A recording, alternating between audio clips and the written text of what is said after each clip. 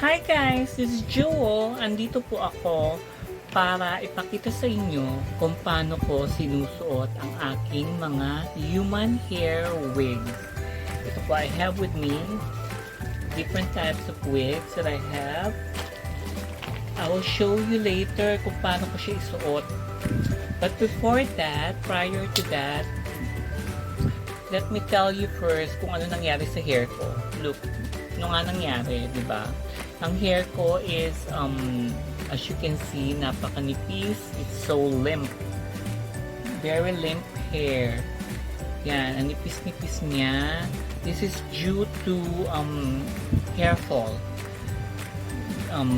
Because of anxiety and stress, which we cannot avoid. So, nagkaroon ako ng alopecia and nagkaroon ako ng severe hair fall. So, since that time na nagkaroon ako, biglang nagpanic ako. Sabi ko, oh my God! Diba ang sabi nga nila, your hair crowns your beauty. Your hair crowns your beauty. So, sabi ko, paano yan? Wala na akong hair. Wala na ako ng hair. Pero, still, those times din, nag-start akong gumamit ng mga topical solution like minoxidil and medication like finasteride.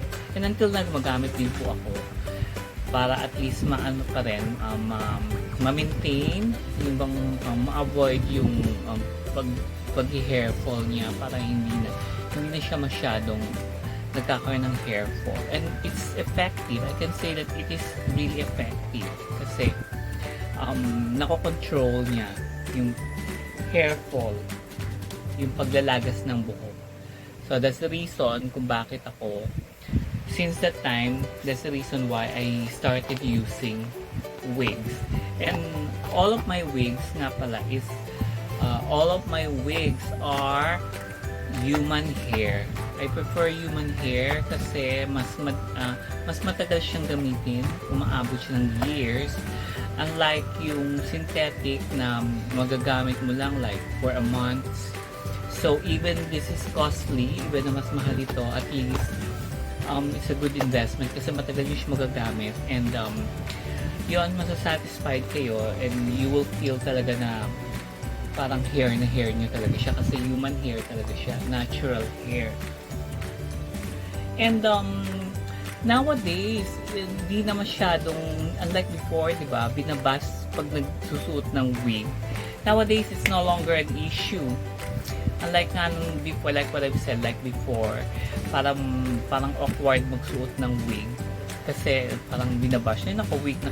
Pero sa ngayon, even celebrities are using wigs like let's say Vice Ganda and other international singers like Rihanna, Beyonce, they're using wigs actually. And even here, locally, gumagamit na rin ng mga wigs. So, it's just normal nowadays. Kaya wala nang issues paggamit ng human hair.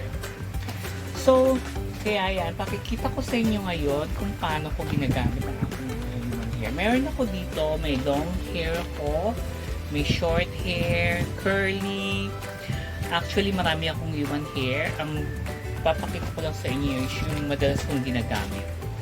Para at least maipakita ko kung kasi may kanya-kanya tayong style or technique ng paggamit ng, yung iba gumagamit ng hairnet like this, even long hair. Pero ako po, hindi ako gumagamit ng hairnet pag long hair ang sinusuot ko, like this. Pakikita ko sa inyo, ito one of my favorite, yung long hair ko. Pag ginagamit ko po to, hindi ko na po siya ginagamitan ng hairnet kasi gusto ko masama sa totoong buhok ko para at least it looks more natural. Tsaka maano siya, masasama siya sa hair habang sinusuot mo siya. Papakita ko nga pala sa inyo yung loob ng wig. Ayan, meron siya dito parang clip, both sides, sa ilalim. Yan, ito po yung pangkapit sa hair. So, ganito po yan. makikita nyo po mga transformation ng pagsuot yung while using the hair, iba't ibang hair na sinusuot, magkakaroon po tayo ng iba't ibang transformation. So, it depends with your mood. Kumbaga, it depends sa mga occasion or sa mood mo, kung saan ka pupunta. Ito na po. Ayan. Ito yung isang hair na favorite ko. Yan, like what I've said, kailangan nyo i-clip siya dito. Kailangan nyo ibaba yung hair nyo, totoong hair nyo, ibaba nyo ng konti dito. Yan, para at least. Yan, tapos i-clip mo siya. Ayan. Clip nyo. Both sides. Ibaba nyo yung hair nyo totoo. Para masama siya sa hair. So, weird. Naka-clip na siya. And at meron din siyang clip sa likod. Ayan po. Ayan. Look. Nakita niyo yung transformation. Nakita niyo ba? Diba? Wala ng sister ninyo. Ito. This is one of my favorite. Diba? Human hair po ito. Kaya wala siya, hindi siya yung texture ng hair niya talagang buhok na buhok. Yan. Yan, sasabihin ko po sa inyo reason ko bakit hindi ko nilalagyan ng net ang hair ko pag susut ako ng mahabang human hair. Kasi pwede niyo siya pag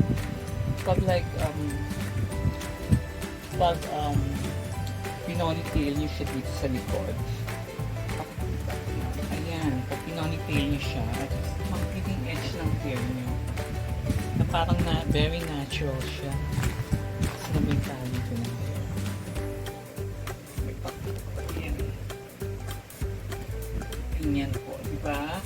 At least pag pinonytail niyo siya, at yun pa rin yung buhok niyo. Bang hindi siya halata nakasuot pa talaga ng wig. Ayan. Kita ito sa batok. So, hindi naman hair. So, talagang mas magandang tignan. Di ba po? Ayan. Napikit ko na sa inyo ang isa sa mga paborito ko suot. Next is ang susunod ko pa sa inyo is ang aking what's this? Curly long hair. Yes. Ito naman pong isang to is medyo flirty ang dating. Kasi may pagka curly siya.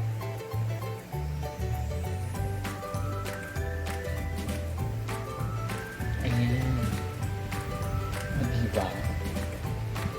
Ang taray. Yan, meron din po siyang clip sa loob. Clip mo siya. And here. Ayan.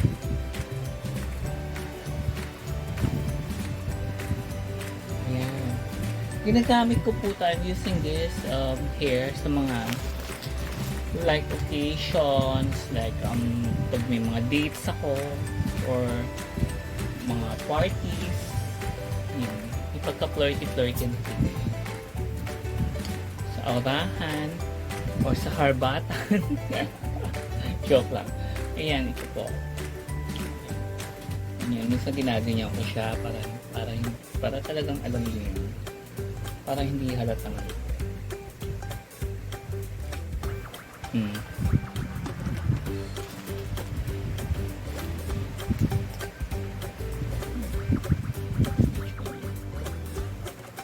Yan, ganyan.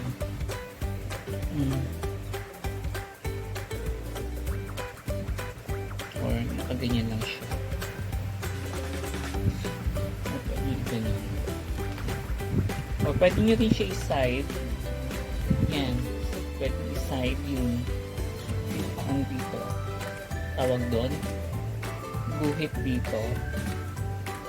Parang looks more natural. Depende sa gusto nyong gawin. Gusto yung hairstyle. Yan. side naman siya.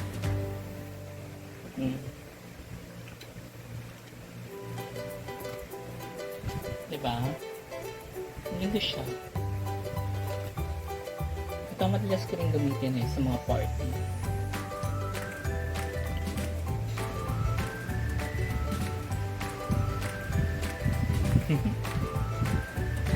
Okay, napakita ko na sa inyo ang dalawa sa mga favorite hair ko.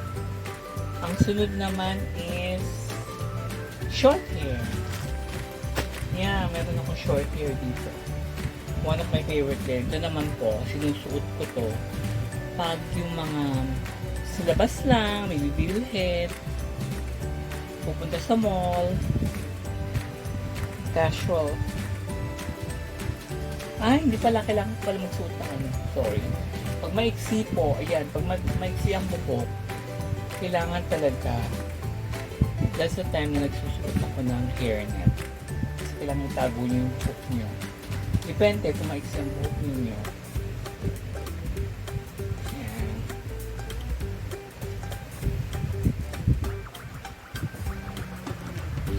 Mag-hairnet na.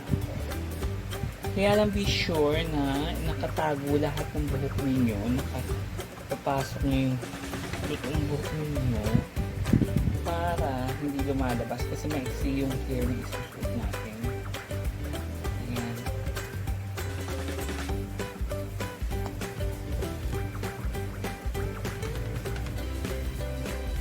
This is one of my favorite din po. Yung madalas kong gamitin pag mga lumalabas ng po. Very natural. Ito naman po, meron din siyang pang sabit dito, pero sa edge lang siya ilalagay kasi nakanet kayo. Sa edge lang ng hair ninyo, isasaksak. Yan. Ganyan. Yan. Para hindi halatang halata na human hair siya, hindi natin yung cream. Yan. Kailangan medyo lagyan nyo ng dandi, ng konting dandi. At saka ako nilalagyan ko siya ng ornaments. Like clips. Yan, para medyo yan, lagyan ng clips para hindi halatang, diba?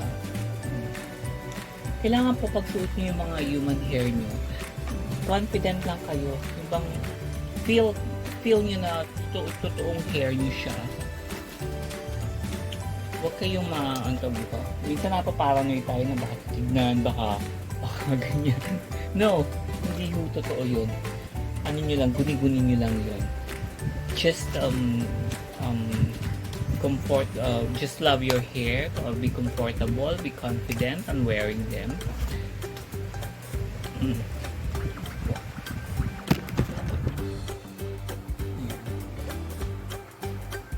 Ganyan. Diba? Hindi naman po halata.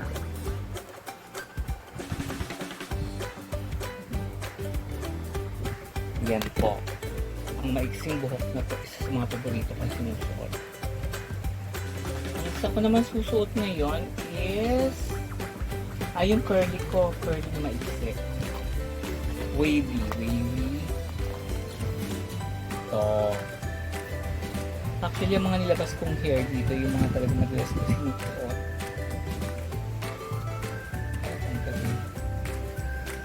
Like what I've said, kailangan ipasok yung totoo yung buhok kasi yan. Kailangan ipasok para hindi nakikita.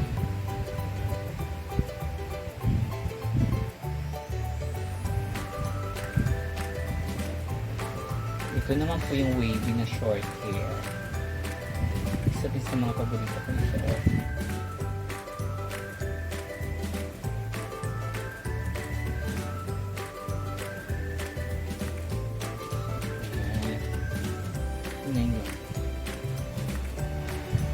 Kailangan din isasampak nyo dito.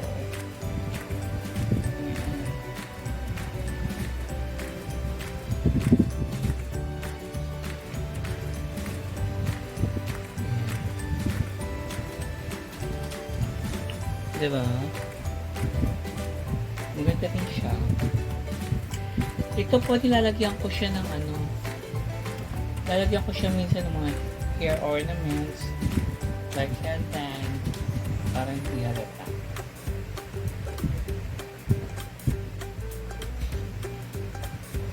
Ayan.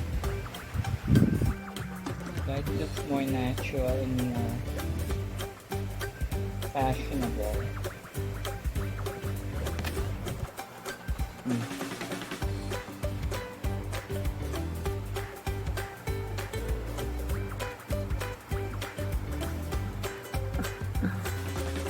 Yan, ganyan po.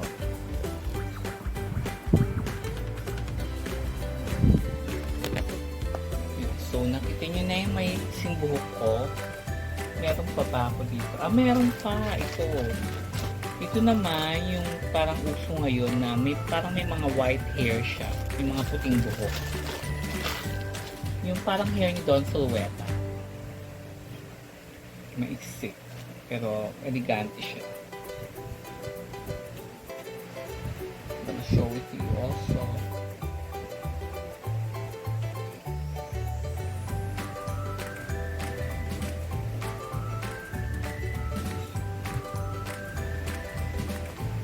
Yan.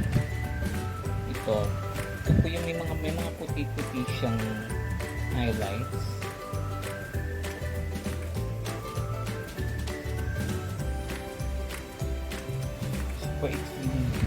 Super iksing hair.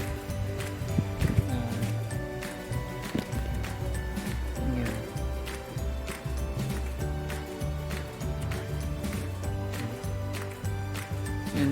Yung po, may mga parang mga highlights siya na white hair, na uban. Ganda rin to.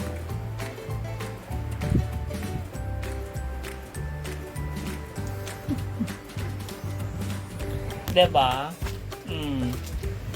So, naipakita ko na po sa inyo lahat halos yung mga nagamit kong hair. Meron ako dito. Ito yung pinaka unang-una kong buhok pa. I've been using this for I think 4 years now. Lumang-luma na po itong hair na to. Pero alam niyo, nagagamit ko pa rin. Kahit luma na siya. Kasi na-damage na siya eh. Hindi na-damage yung hair niya. Pero na-damage yung edge. Nagkaroon na ng, yan, natanggal na yung dito niya. Usually naman dito, ito yung unang nasisira sa buko, sa wig. Pero ang tagal ko po nagamit ito for almost 4 years. Kaya nasira na siya. Pero nagagamit ko pa rin siya. Instead na itambak ko lang. Tapos nagagamit ko siya pang araw-araw. Pakikita ko sa inyo kung paano ko tinatago yung damage ng ito. Yes.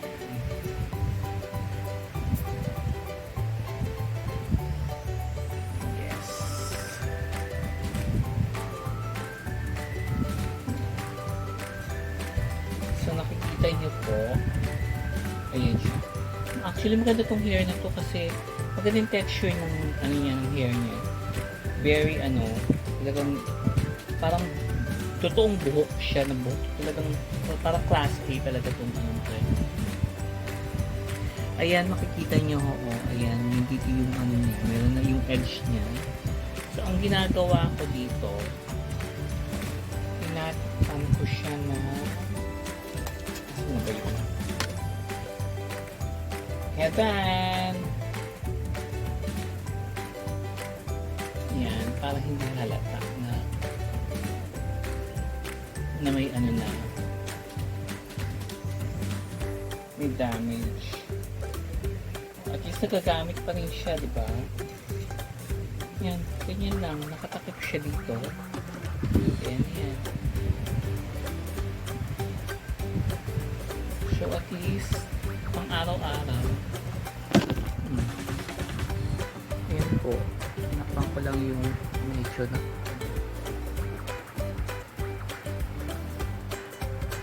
Yan.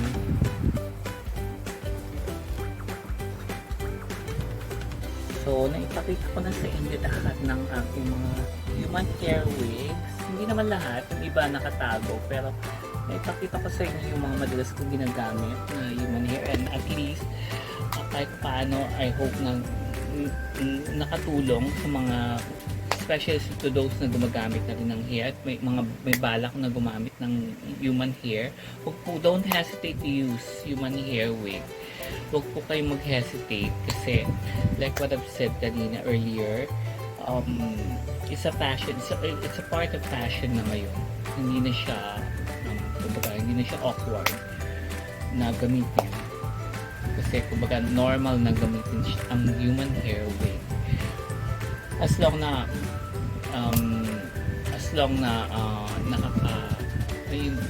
may enhance ang beauty nyo, may enhance ang confidence nyo, magbo-boost ng confidence nyo, then go for it, use it. Ayan, diba? So ganito lang po. Maraming salamat sa panonood. At least kahit paano I hope may natutunan kayo sa in my own little way kung paano ko ginagamit ang human hair wigs ko. And like what I've said, magkaroon na tayo ng confidence sa sarili natin. Huwag tayo mawawala ng self-esteem, no matter what. It's normal na magkaroon ng stress, magkaroon ng hair fall, or kung genetic reason man yan, kung halimbawa nasa lahi natin yung pagiging nagkakaroon ng hair fall, then we cannot do anything about it. So the only option we can do is magganito, or yung sinabi ko kanina, mga topical solutions, minoxidil, or medication like finasteride. 1% lang po yung 1 mg yata yun yung ginagamit ko yan na finasteride, and that's it. As long na as long na wala ka namang binaviolate ibang tao, tinatapakan o inaagrabya yung tao, then go for it, diba mga CZ? I hope follow niyo po yung TikTok ko and yung YouTube channel ko. Maraming salamat. Thank you. God bless you all. Bye.